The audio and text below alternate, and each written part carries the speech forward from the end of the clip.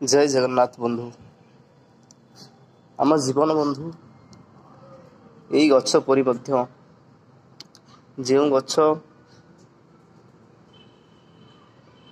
तार समय अनुसार सी तार पत्र झड़ा दे था। ये पत्र झड़ा प्रक्रिया को कई अटकई पारे ना बंधु।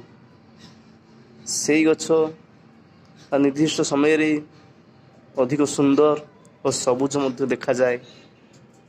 से समय को नहीं गर्व अनुभव करता कारण तार सुंदरता ता पाखे रही था ना। जो समय तार गचर समय हो ना पत्र झड़ा दवाकू ताकू कष्ट अनुभव हुए जे मो ठारे ये पत्र थिला सी भी झड़ी जीवो। मु सुखिला गछ सुखिला काठ गंडी परा हो जीवी।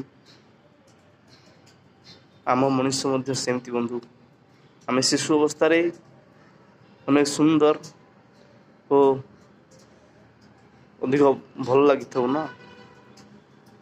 आम युवा अवस्था हुए आम सुंदरता अधिक आहरी प्रकाशित हो जाए। जो बाधिक अवस्था हुए ना से आम चम धड़धड़ और सुखी जाए जहाँ सुंदर देखा जाए न था। ये गछ हो कि पत्र कि मनुष्य समस्त को ना दिने दिने ही झड़ा समय आसता है। ये प्रकृति नियम ना यह को कहीं अटकई पारे ना बंधु। जो गछ निज पत्र को झड़े सी भी दिने भावुला मु केड़े सुंदर थी केते सबुज देखा ना।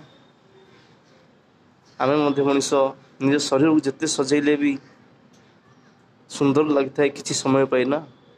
जो आमर भी समय आसी जाए ना से आम भी भावी था केते सुंदर थिला मो शरीर गोरा थिला से आज कला पड़ी जाइए। चम मोर तेज तेज देखा सी आज मलिन देखा ना। यह बंधु किए अटकई पार यह प्रकृति नियम ना संसार नियम ना। या जी दिन आसी बंधु सी दिने जीव जहाँ मझे रही था ना अभिनय करने को। अभिनय बंधु आम समस्ते कर से गछ कर से पशु कर से मनुष्य अभिनय कर समस्ते आम ये अभिनय समय बंधा पड़ीचु। जय जगन्नाथ।